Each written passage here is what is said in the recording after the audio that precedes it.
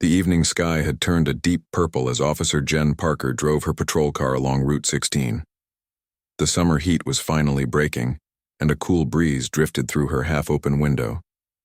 She'd been on the force for 13 years now, and nights like these, quiet, uneventful, were the ones she'd learned to appreciate. Unit 407, what's your 20? The radio crackled to life. Jen reached for the radio. Just passing Miller's Creek, heading back toward town. Copy that. You've got about 40 minutes left on your shift. Looks quiet tonight, she smiled to herself. Quiet was good. Quiet meant everyone was safe. The road curved gently around a wooded area and her headlights swept across the pavement. Up ahead, a silver sedan was cruising just under the speed limit. Nothing unusual about that, but as she got closer, she noticed the car's right taillight was out. It was a minor violation, but rules were rules. Jen flipped on her blue and red lights. The sedan immediately slowed and pulled over to the shoulder without hesitation. At least the driver knew proper traffic stop protocol. That was always a good sign. She parked about 15 feet behind the sedan and called in the license plate number. Unit 407. Conducting a traffic stop on Route 16. Mile marker 38, silver Nissan Altima. License plate Victor Echo 7492. Copy that. 407. Running the plates now. Jen grabbed her flashlight and stepped out of her patrol car. The night air felt good after sitting for so long. She adjusted her utility belt and brushed a strand of brown hair from her face, tucking it back into her tight bun. She approached the vehicle from the driver's side, staying alert but relaxed. After thousands of traffic stops, this routine was second nature. As she got closer, she could see a single person in the car, a man with graying hair at his temples. He kept both hands visible on the steering wheel, another good sign. Too many people these days reached for their glove compartments or pockets before an officer even reached their window. Jen tapped her body camera twice to make sure it was recording and approached the driver's window. The man rolled it down immediately.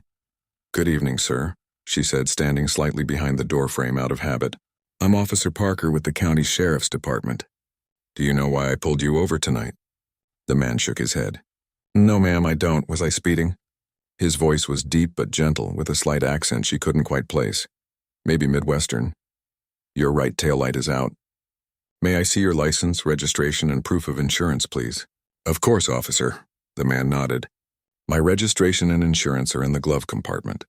I'm going to reach for them now if that's okay." Jen appreciated his caution. "That's fine. Go ahead." She shined her flashlight into the car as the man opened his glove compartment. The inside of the vehicle was clean and orderly. A small American flag air freshener hung from the rearview mirror, and a worn leather jacket lay folded on the passenger seat. No empty beer cans, no suspicious bags, nothing that raised immediate concerns. The man handed her his license first, then reached back for the other documents. "Here you go, officer. Everything should be current." Jen took the license and looked at it. Robert Taylor, age 48, from Grove City, about 2 hours north. The photo matched the man sitting before her. His eyes were a striking blue even in the dim light. "What brings you to our area tonight, Mr. Taylor?" she asked casually, accepting the registration and insurance card he handed her. "Job interview," he replied. "I'm a mechanical engineer. There's a manufacturing plant outside of Westville that's hiring. Interview ran late, so I'm heading back home now." Jen nodded. His story seemed straightforward enough. "I'll be right back, Mr. Taylor. Sit tight for me." She walked back to her patrol car, documents in hand. The radio crackled again. 407, we've got that plate information for you. Vehicle is registered to Robert Taylor of Grove City. No outstanding warrants, no flags. Registration and insurance are current." Copy that. Running his license now. Jen slid into her seat and entered Taylor's information into her computer system. While waiting for the results, she glanced back at the sedan. Taylor sat perfectly still, facing forward. Most people fidgeted during traffic stops, checking their mirrors constantly to see what the officer was doing. Taylor's calmness was unusual but not necessarily suspicious. The computer beeped with the results. Clean driving record, no criminal history. Just a couple of parking tickets from 3 years ago. Both paid promptly. She'd write him a fix-it ticket for the taillight and send him on his way. Jen grabbed her ticket book and stepped out of the patrol car again. As she approached the sedan, a truck roared past, its headlights momentarily flooding the area with bright light. She squinted against the glare and continued toward Taylor's window. "Everything checks out, Mr. Taylor. I'm just going to write you a fix-it ticket for that taillight. Get it repaired within 30 days, have an officer sign off on it, and you won't have to pay a fine." "I appreciate that, officer. I had no idea it was out. I'll get it fixed first thing tomorrow." As Jen leaned down slightly to hand him back his documents, Taylor reached out to accept them. The sleeve of his button-up shirt rode up just enough to reveal part of a tattoo on his forearm. In the beam of her flashlight, she could make out what looked like a blue star with intricate patterns around it. Something about that tattoo struck her as familiar. Very familiar. Her hand froze mid-air, the document still in her grasp. Taylor noticed her hesitation. "Is everything all right, officer?" Jen blinked, trying to place where she'd seen that design before. "Your tattoo, the blue star. May I ask what it represents?" A shadow passed over Taylor's face. He slowly rolled his sleeve up further, revealing the complete tattoo. A 5-pointed blue star surrounded by what looked like waves or flames, with small symbols embedded in the design. "It's a military tattoo," he said quietly, "from my unit. We all got them after a particular mission." Jen's heart began to pound in her chest. She knew that tattoo. She'd seen it before in photographs her brother had sent home during his final deployment. Before he went missing. "What unit?" Her voice came out barely above a whisper. "3rd Special Forces, Charlie Company, 2016 to 2018. Taylor was studying her face now, confusion giving way to curiosity. "Did you serve?" Jen's fingers tightened around the documents. "No, but my brother did. Charlie Company. He had that exact same tattoo." Taylor's eyes widened slightly. "What's your brother's name?" "Thomas Parker." The night seemed to grow completely silent. Even the distant sound of passing cars faded away. Taylor's face changed. Recognition, shock, and something else Jen couldn't quite identify. "Tommy Parker," he said slowly. 6'2", always carried a worn copy of The Old Man and the Sea in his pack. Jen felt her knees weaken. Nobody called her brother Tommy except his closest friends. And the book. Their father had given it to Thomas before he deployed. It wasn't the kind of detail anyone would know unless... "You knew him?" It wasn't a question. Taylor nodded, his eyes never leaving hers. "I did. Very well." He paused, seeming to consider his next words carefully. "Officer Parker, I think we need to talk. There are things about your brother, things you should know." Jen's hand trembled slightly as she passed the documents back to him. 7 years of questions, of grief, of not knowing what had really happened to her brother. And now, on a routine traffic stop on a quiet Tuesday evening, answers might finally be within reach. "Pull your car up ahead. Around the bend where there's more shoulder space," she said, her professional demeanor barely masking the storm of emotions beneath. "We'll talk there." As she walked back to her patrol car, Jen's mind raced with possibilities. Was this just a cruel coincidence? Or was she about to learn the truth about what happened to her brother all those years ago? One thing was certain. This was no longer a routine traffic stop. The silver sedan pulled ahead around the bend as instructed, tires crunching on the gravel shoulder. Jen followed in her patrol car, heart hammering against her ribs. She parked behind Taylor's vehicle and sat for a moment trying to collect herself. "Unit 407, status check?" The radio interrupted her thoughts. Jen cleared her throat. "All clear.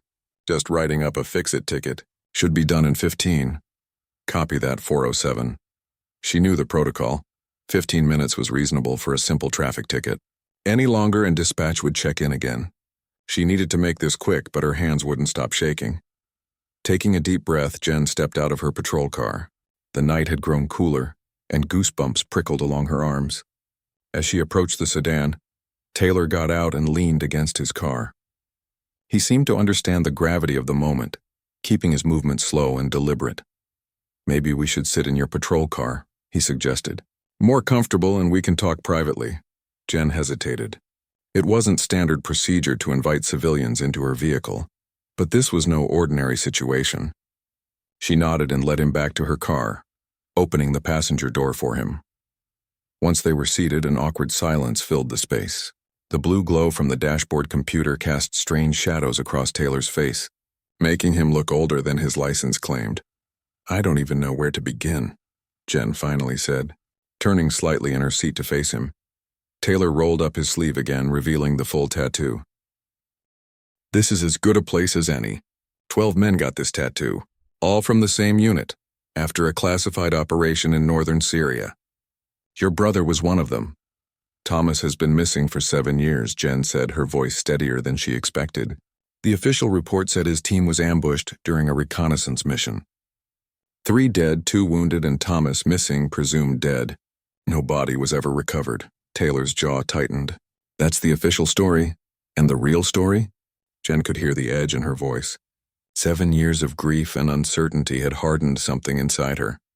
It's complicated, Taylor sighed, running a hand through his graying hair. And parts of it are still classified. I don't care about classified, Jen snapped. He was my brother. My twin brother. I deserve to know what happened to him. Taylor studied her face. You do look like him around the eyes. He talked about you all the time. Said you were the smart one. Became a cop while he was still figuring out his life. A lump formed in Jen's throat. That sounded like Thomas. He'd always been so proud of her, even when he was wandering between jobs trying to find his purpose. The military had finally given him that, or so they'd thought. Listen. Taylor leaned forward, lowering his voice even though they were alone. I served with your brother for 2 years. He was one of the best men I've ever known. Brave, loyal, honest to a fault, he paused. And that's why he got into trouble. What kind of trouble? The kind that gets people killed or worse. Taylor's blue eyes darkened. Our unit was tasked with training local fighters and gathering intelligence. Standard stuff on paper. But some of our supplies, weapons, ammunition, equipment, started disappearing. Small amounts at first, nothing obvious. Thomas noticed the discrepancies in the inventory logs. Jen frowned. He was always good with details. Too good, maybe. Taylor shifted in his seat. He started asking questions. Quiet ones at first, through proper channels. Then he found connections between the missing supplies and a local warlord who was supposed to be on our side, but was playing both angles. American weapons ending up in the wrong hands, being used against our own allies.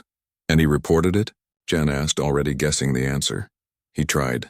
But the officer in charge of our operations, Major Wilson, blocked the reports. Classified them, buried them. Thomas didn't understand why until he caught the major meeting with one of the warlord's men late one night. Exchanging documents for a case full of something.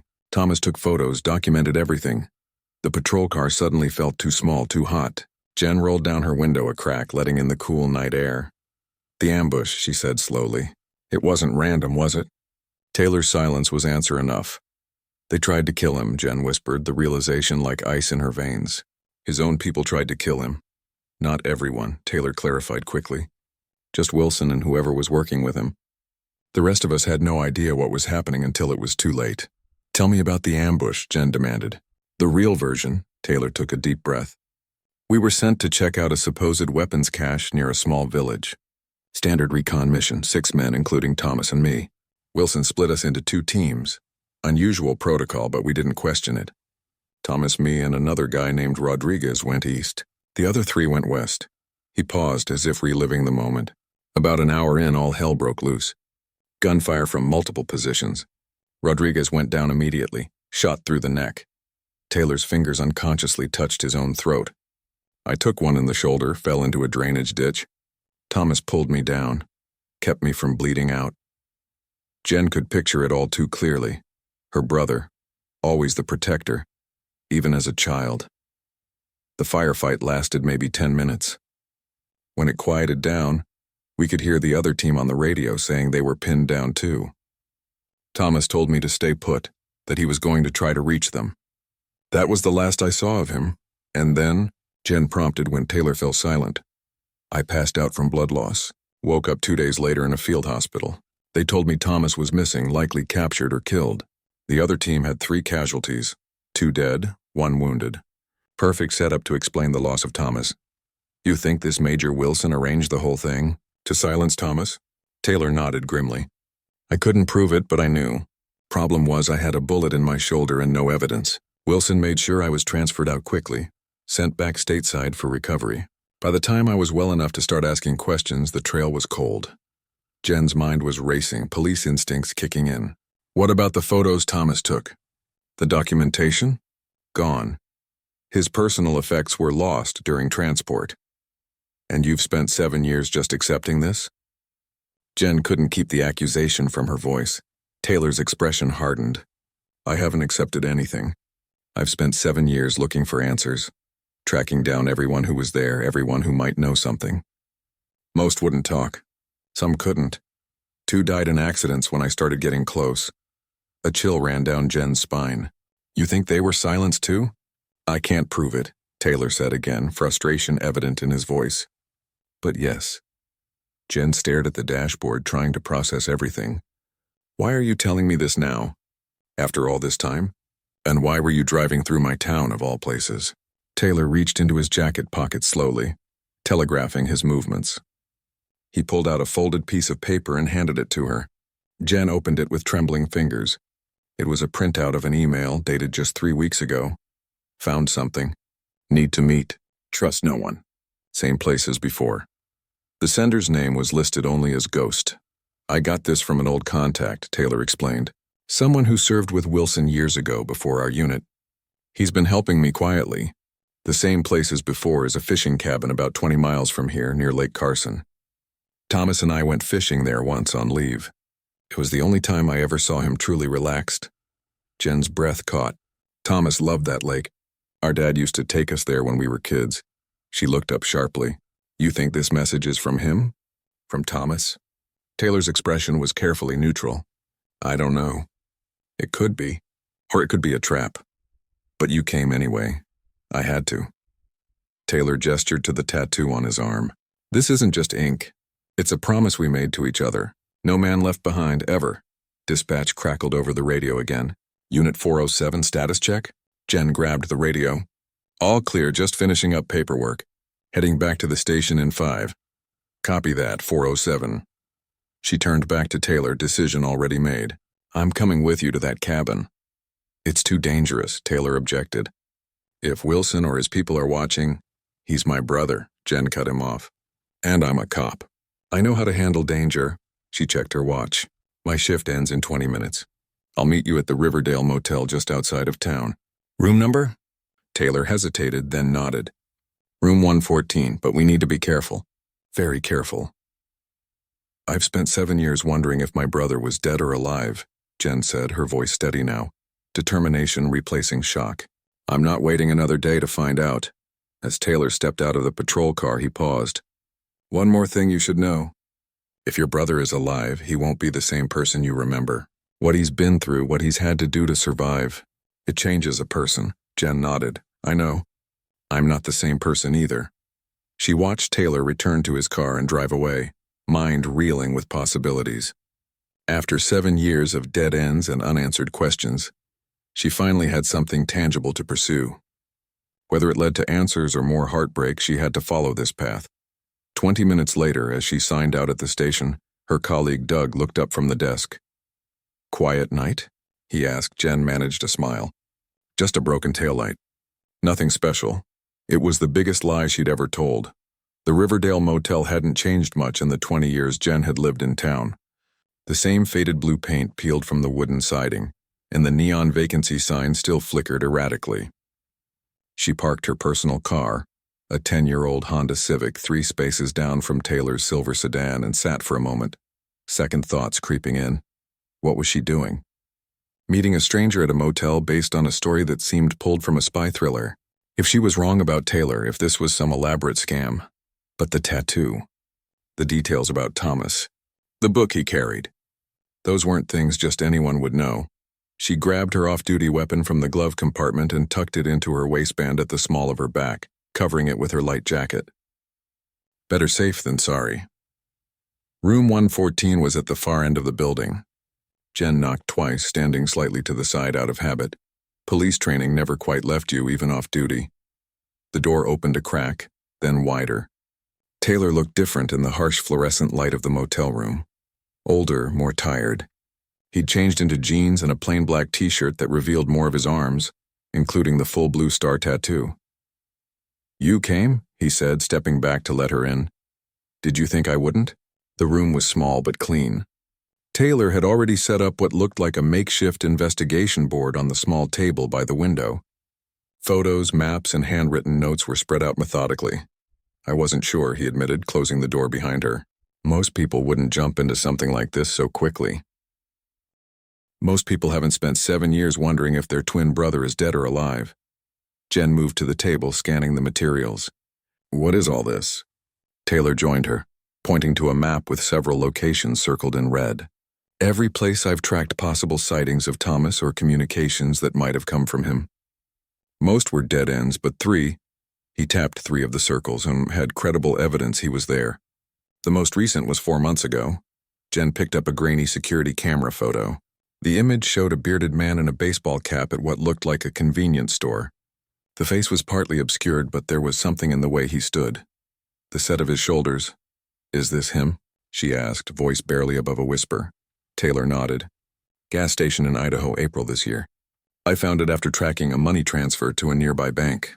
Same amount, same day of the month as the last 2 locations. He's created a pattern, probably without realizing it. And you think he's here now? At Lake Carson? The email came from a library computer in Westville, 15 miles from here. 3 days ago. Taylor pointed to another photo. This one showed a man from behind walking out of a library. His face wasn't visible, but he had the same build as Thomas. Library security footage. I couldn't get a better angle. Jen sat down heavily on the edge of the bed. It was too much to process. Why wouldn't he contact me directly? I'm his sister.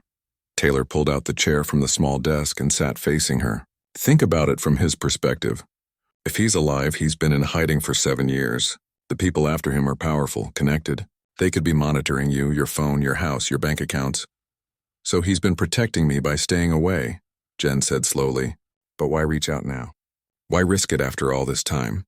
That's what we need to find out. Taylor reached into his duffel bag and pulled out a laptop. The email mentioned finding something. I think he's gathered enough evidence to finally come forward. Against this Major Wilson?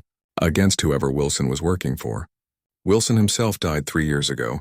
Car accident in Germany. Taylor's tone made it clear he didn't believe it was an accident, but he was just a middleman. Someone higher up was orchestrating the weapons deals. Jen frowned. Wait, if Wilson is dead, why is Thomas still hiding? Wouldn't the threat be gone? That's what I thought at first, too. Taylor opened the laptop and pulled up a series of documents. Until I started connecting the dots. The weapons that disappeared from our unit didn't just go to local warlords. They were part of something bigger, something that's still happening. American-made weapons showing up in conflict zones where they shouldn't be. Moving through shell companies and offshore accounts, he clicked through several news articles and photographs showing military equipment in various global hotspots. Someone with serious power in government. Connections is running this operation. Thomas must have stumbled onto the network, not just one corrupt officer. That's why they wanted him silenced. Jen stood up and paced the small room, police instincts kicking into overdrive. We need to go to the FBI with this. Or Homeland Security. Someone who can... And tell them what? Taylor interrupted. That we have a conspiracy theory about missing weapons. That a soldier who's been officially declared dead might actually be alive and in hiding. Without hard evidence, we'd be laughed out of the building. Or worse, we'd tip off the wrong people. He was right, and Jen knew it. She'd worked enough cases to understand how this would look to outside agencies. Without solid proof, they had nothing. So what's the plan? She asked, stopping her pacing. We go to the cabin tomorrow at first light. If Thomas is there, we hear him out, see what he's found.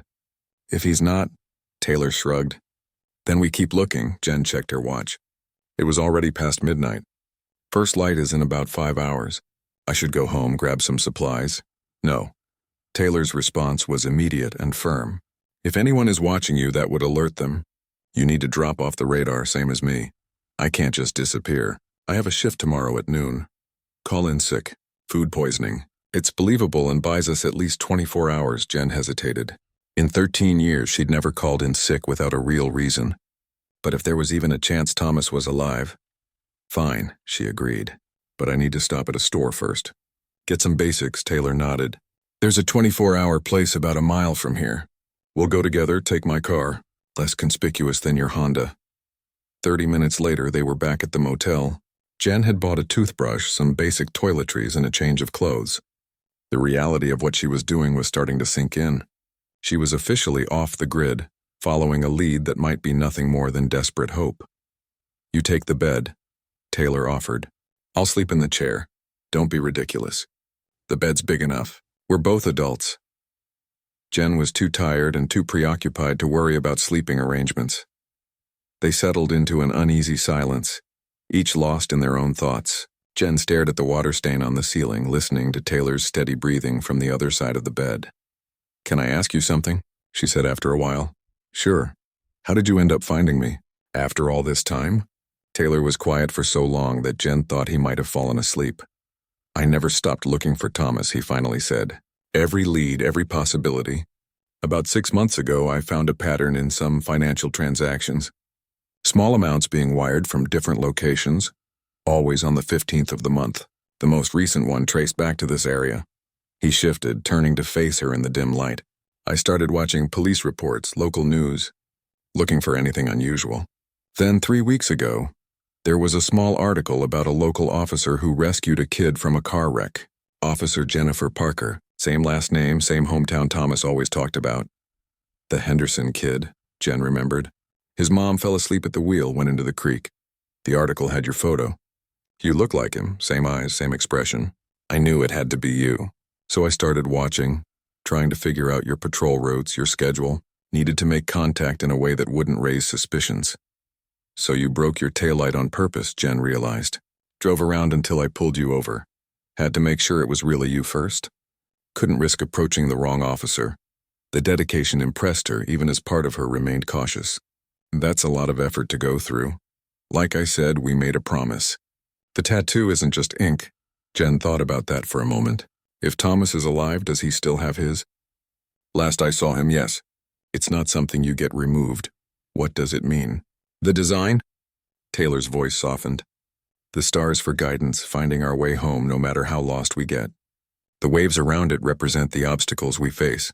The small symbols embedded in the design are the initials of everyone in our unit, including Thomas, including me." Something about the explanation finally broke through Jen's emotional walls. 7 years of uncertainty, of grief held in suspension, came rushing out. She turned away, not wanting Taylor to see her cry. "Hey," he said gently. "It's okay to hope, just be prepared for whatever we find tomorrow." Jen nodded, not trusting her voice. She closed her eyes, trying to calm her mind enough to sleep. Tomorrow might bring answers or more questions. Either way, she needed to be ready. Just before she drifted off, a thought occurred to her. "Taylor? Yeah? What's your first name?" "Your real one." There was a pause. "William. But everyone calls me Will. Good night, Will." "Good night, Jen." For the first time in 7 years, Jen fell asleep with a flicker of hope in her heart. Jen woke to the gentle buzz of a phone alarm. The unfamiliar ceiling of the motel room came into focus as memories of the previous night flooded back.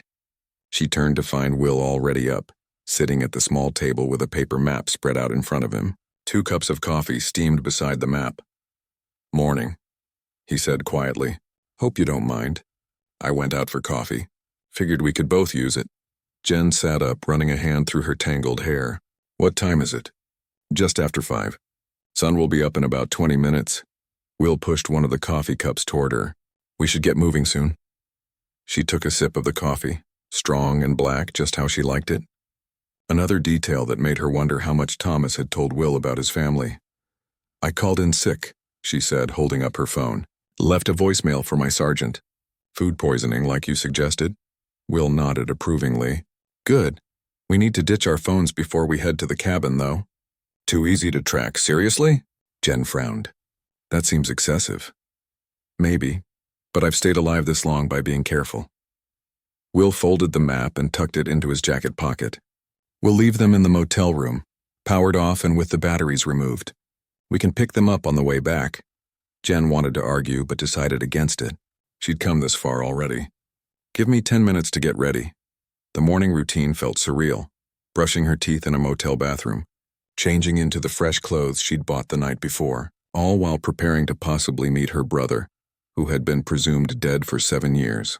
The mundane mixed with the extraordinary in a way that made her head spin. By 5:30, they were in Will's car heading toward Lake Carson. The first hint of dawn painted the eastern sky in pale lavender and gold, silhouetting the pine trees against the brightening horizon. Neither spoke much, the weight of what lay ahead hanging between them. After about 30 minutes of driving, Will turned onto a narrow dirt road that wound deeper into the forest. The sedan bounced over ruts and rocks, branches occasionally scraping against the windows. Not exactly designed for off-roading, Jen commented as they hit a particularly deep pothole. Will grimaced. We'll have to hike the last mile or so. Can't risk driving any closer anyway. Too noisy. They continued in silence until Will pulled off to the side of the road and killed the engine. The sudden quiet was profound. No traffic noise, just the gentle rustle of wind through pine needles and the occasional bird call. From here, we walk, Will said, reaching into the back seat for a small backpack. He pulled out a handgun and checked it before tucking it into his waistband. Jen raised an eyebrow. You brought a weapon? Better to have it and not need it than need it and not have it, Will replied simply. You've got yours too, right? She nodded. Her service weapon was secured in her ankle holster, not regulation for off-duty, but she hadn't been thinking about regulations last night. They set off into the woods, Will leading the way with confident steps. Despite the years since he'd been here, he seemed to know exactly where they were going. The forest floor was soft underfoot, cushioned with decades of fallen pine needles. Morning dew dampened their shoes and the cuffs of their pants. How much farther? Jen asked after they'd been walking for about 20 minutes. Just over that ridge, Will pointed ahead to a small rise. The cabin sits in a little clearing near the lake shore. As they crested the ridge, Jen caught her first glimpse of Lake Carson through the trees. The water was mirror-smooth in the early morning light, reflecting the surrounding pines and the pink-tinged clouds above. It was exactly as she remembered from childhood fishing trips with her father and brother. And there, nestled among the trees near the shoreline, was a small wooden cabin. No smoke rose from the chimney, no lights shone from the windows. It looked abandoned, untouched. Will stopped, scanning the area. Wait here a minute. Let me make sure it's safe. I'm coming with you, Jen insisted. I'm a trained officer, remember? After a brief hesitation, Will nodded. All right, but stay behind me and keep your eyes open. Something doesn't feel right. They approached the cabin slowly, staying within the tree line for cover.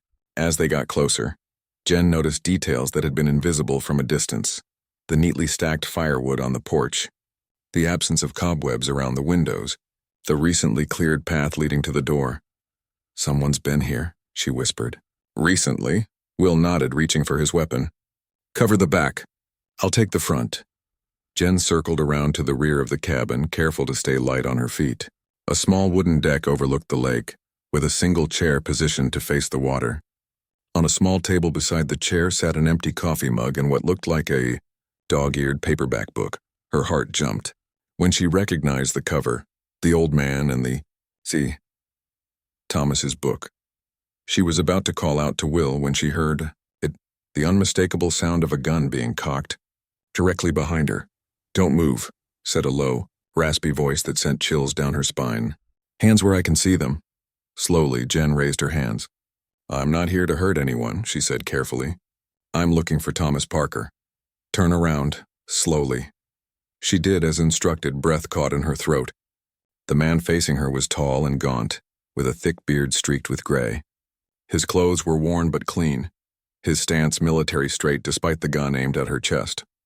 But it was his eyes that stopped her heart.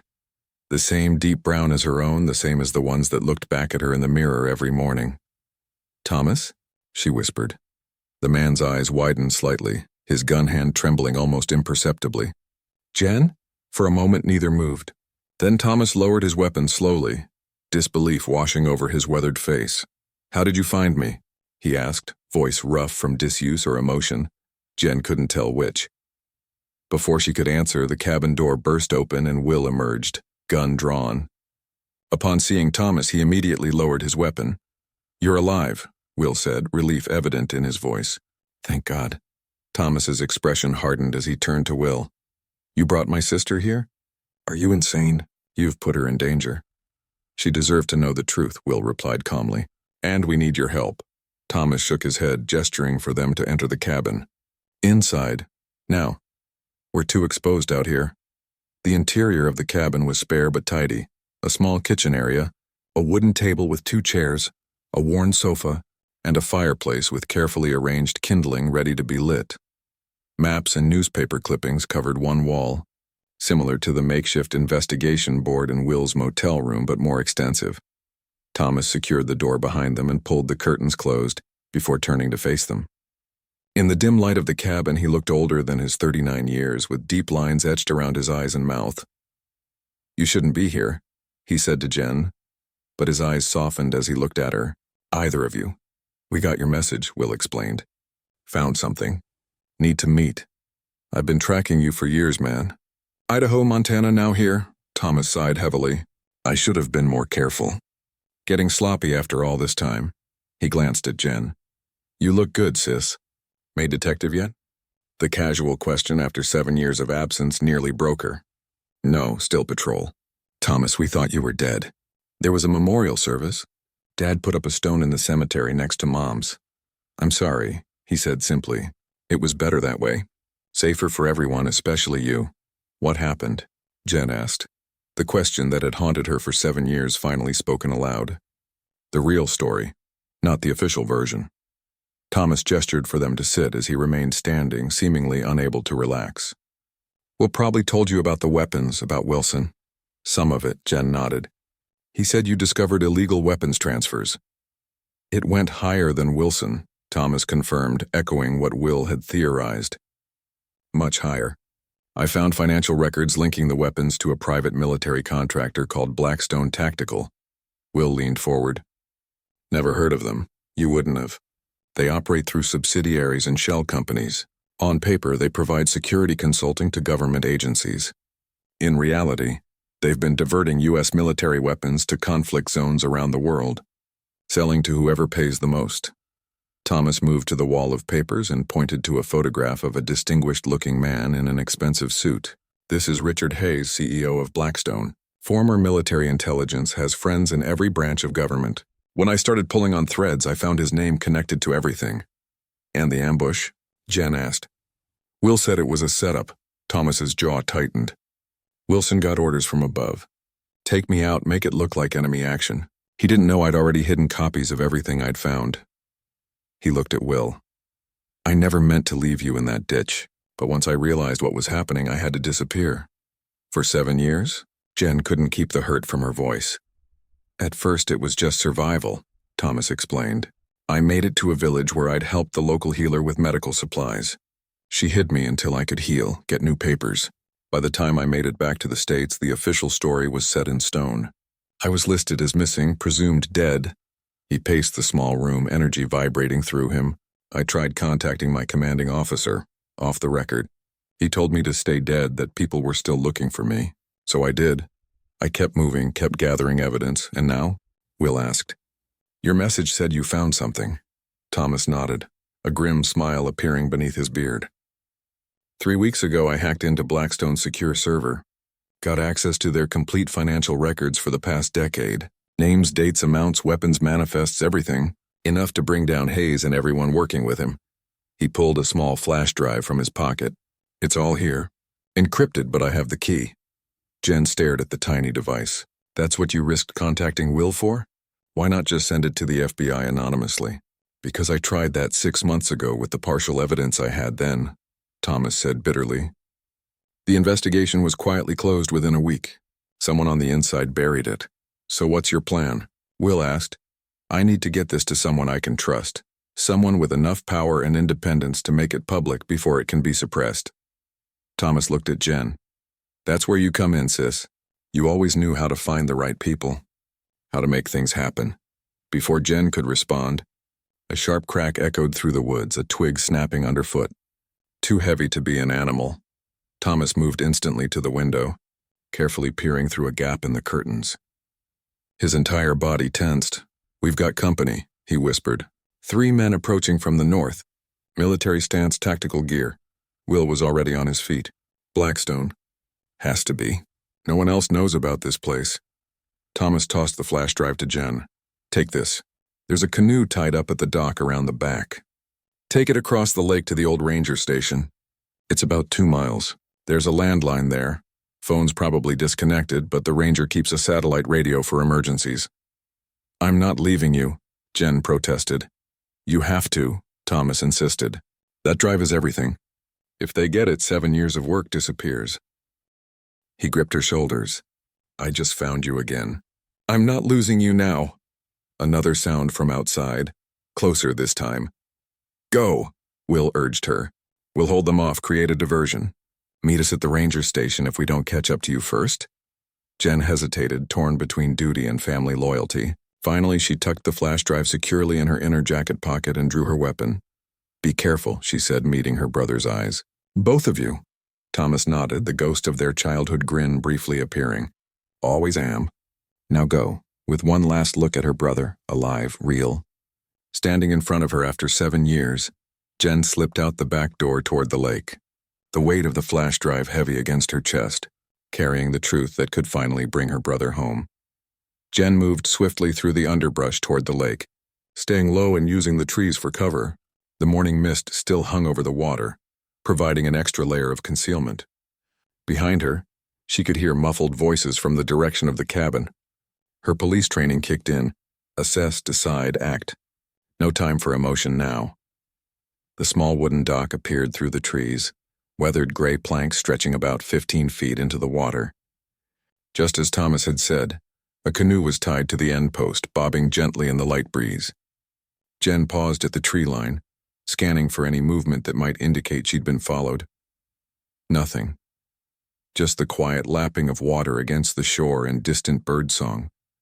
She made her way onto the dock, wincing at every creak of the old wood beneath her feet. The canoe was old but well-maintained, with 2 paddles secured inside. She untied it carefully, holding it steady against the dock as she eased herself in.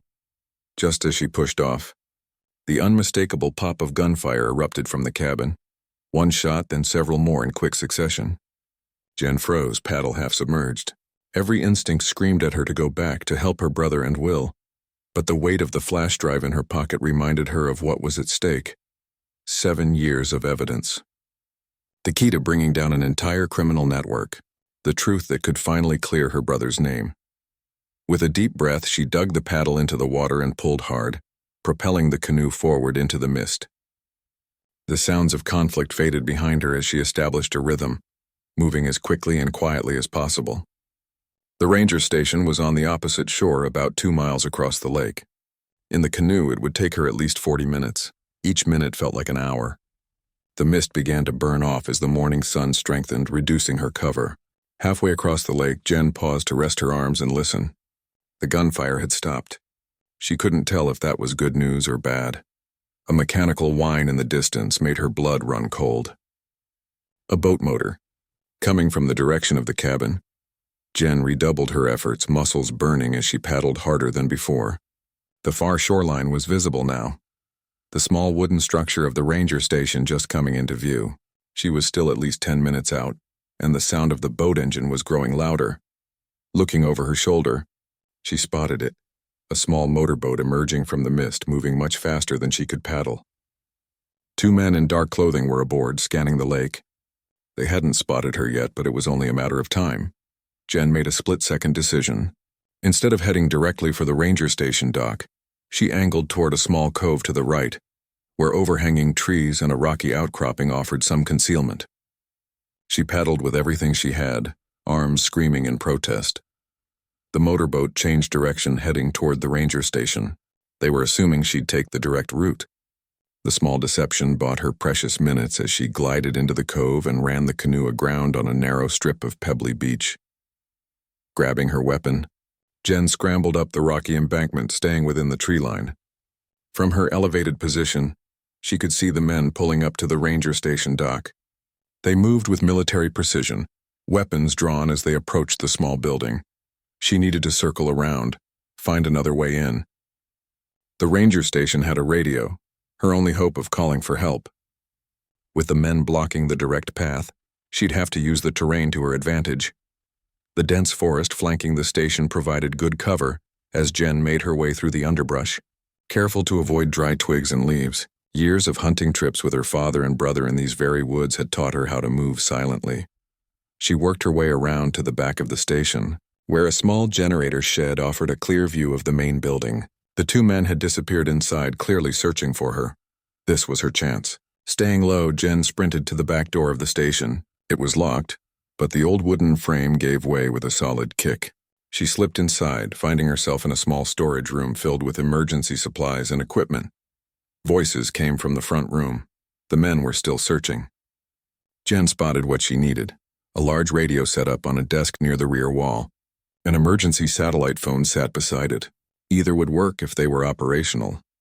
She crept toward the communication equipment, keeping low. Through a doorway, she caught glimpses of the men methodically searching the station, checking closets and under furniture. "She's not here," one said. "Check outside again." "She might have gone into the woods." "Hayes wants that drive," the other replied. "And the girl." "No witnesses this time." Jen's hand closed around the satellite phone. She pressed the power button. Nothing. Dead. The radio was her only option now. She reached for it just as one of the men turned toward the back room. "Hey, she's here." Jen ducked as the first shot splintered the doorframe above her head. She rolled behind a metal filing cabinet, returning fire. Her first shot went wide, but the second caught the man in the shoulder, spinning him backward. The second man took cover behind the front desk, laying down suppressive fire that kept Jen pinned. She couldn't reach the radio, couldn't move without exposing herself to his line of fire. "Just give us the drive," he shouted. "You don't have to die here." "Neither do you," Jen called back. "This evidence is going public one way or another." The standoff stretched for what felt like an eternity, though it was probably less than a minute. Then Jen heard it, a new sound from outside. Another boat approaching. Reinforcements? Her heart sank. She was outnumbered and outgunned with nowhere to run. The wounded man was trying to flank her, moving along the wall despite his injury. Jen tracked his movement, waiting for him to expose himself. When he leaned out to get a shot, she was ready. Her bullet caught him center mass and he crumpled to the floor. The second man used the distraction to rush her position, firing as he moved. Pain exploded in Jen's left arm as a bullet grazed her bicep. She fell back, losing her grip on her weapon. It skittered across the floor out of reach. The man stood over her, gun aimed at her chest. "Where's the drive?" he demanded. Jen clutched her bleeding arm, mind racing for a way out. There was none. "Go to hell," she spat. His finger tightened on the trigger. A deafening shot rang out, but it wasn't from the man standing over her. He looked down in surprise at the red stain spreading across his chest before collapsing forward. Standing in the doorway, pistol still raised, was Thomas. His face was bloodied, his clothes torn, but he was alive. "You okay?" he asked, rushing to Jen's side. "Just a graze," she managed, relief flooding through her. "Will? He's fine." "Securing the perimeter." Thomas helped her to her feet. "The third guy got away in their truck. Called for backup, I'm guessing." "These two came by boat," Jen said, retrieving her weapon. "We need to call for help." Thomas moved to the radio, flipping switches and adjusting dials. "Old but functional," he murmured. "Used to work on these in the service." While Thomas worked on the radio, Jen checked the two men, both dead. Their tactical gear was unmarked, but their weapons and equipment were military grade. "Blackstone contractors," Thomas confirmed, noticing her examination. "Professional mercenaries, expensive. How did you find me?" Jen asked. "Followed your path to the dock, saw the canoe was gone." Thomas gave her a half smile. "Figured you'd head straight here. Will and I borrowed their truck. It's parked about a half-mile back so they wouldn't hear us coming." The radio crackled to life. Thomas adjusted the frequency and picked up the handset. "Mayday, mayday. This is Thomas Parker at Carson Lake Ranger Station. We need immediate law enforcement assistance. Armed hostiles in the area. Over." A burst of static, then a response. "This is Park Service Dispatch. Please verify your emergency. Over." As Thomas relayed the necessary details, Will appeared in the doorway, breathing hard. "We've got company coming. Helicopter about 5 minutes out." "Ours or theirs?" Jen asked. "Not sure, but we should move either way." Will helped gather the radio equipment. "If it's Blackstone, they'll have more men than we can handle." Thomas finished the call and turned to them. "Park Service is sending rangers and they're contacting the state police." "ETA 20 minutes. "We don't have 20 minutes, Will said grimly. Jen pulled the flash drive from her pocket. "Then we split up. I'll take this and head west through the forest. There's a highway about 3 miles that way. You two create a diversion, then meet me there." Thomas shook his head. "No more separating. We stick together now." He took the drive, plugged it into the ranger station's ancient computer, and began typing rapidly. "What are you doing?" Will asked, keeping watch at the window.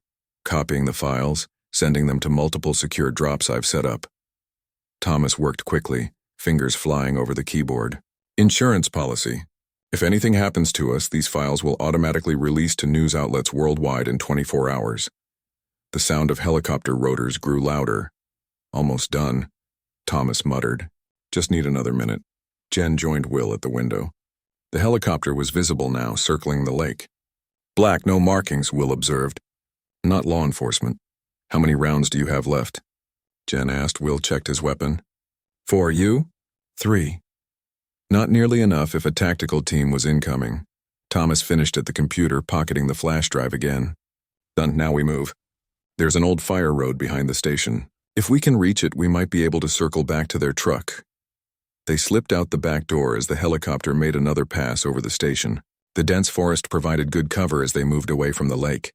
Thomas leading the way with the confidence of someone who knew these woods intimately.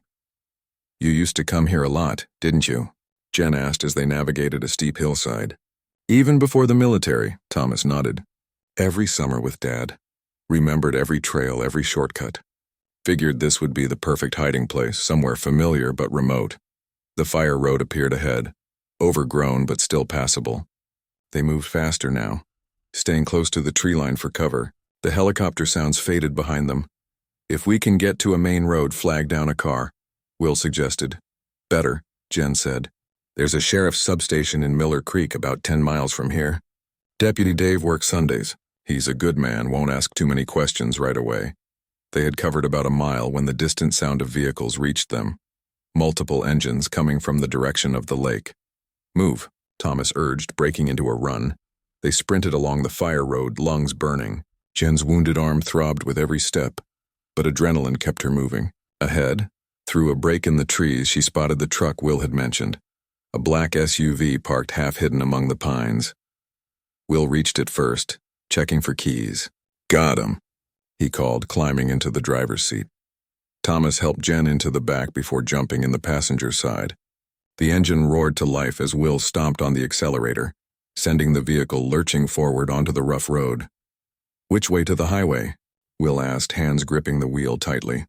Left at the fork. Then straight for about 2 miles, Jen directed. The SUV bounced and slid on the uneven terrain, Thomas and Will both scanning behind them for pursuit. None appeared yet, but the sounds of the helicopter were growing louder again. Once we reach the highway, we head straight for the FBI field office in the city, Thomas said. It's our best shot. Too many people. Too much exposure for Blackstone to risk anything there. Jen nodded, then paused. Wait, there's someone else we can trust. Someone with enough authority to make this public immediately. Who? Thomas asked. Judge Loretta Watkins. She's been on the federal bench for 20 years. Incorruptible. Dad used to work security for her court. Jen leaned forward between the seats. And she lives 30 minutes from here. Sunday mornings she's always home. Thomas considered this, then nodded. A federal judge could get warrants issued immediately, get the wheels turning before anyone can shut this down. They reached the highway, the SUV fishtailing as Will pulled onto the asphalt. No other vehicles were in sight. The rural road was typically empty early on Sunday mornings. As they accelerated, Jen looked back through the rear window. No immediate signs of pursuit, but the helicopter was still visible in the distance. Tracking them.